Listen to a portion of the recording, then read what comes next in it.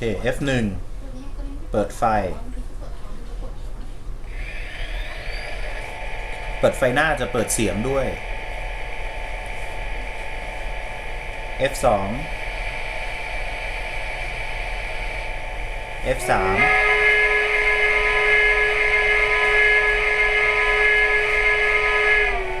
เป็นวูดยาวครับ F4 เป็น half speed F5 ครับ F6 F7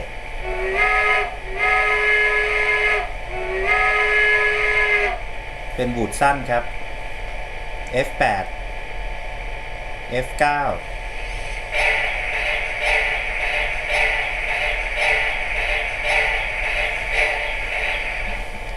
F10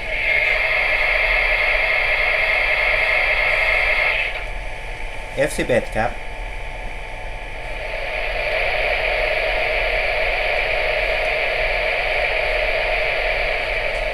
F12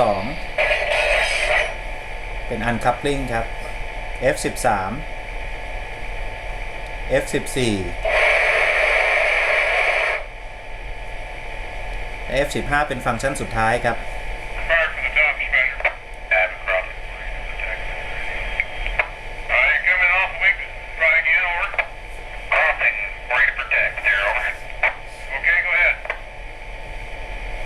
การวิ่งนะครับ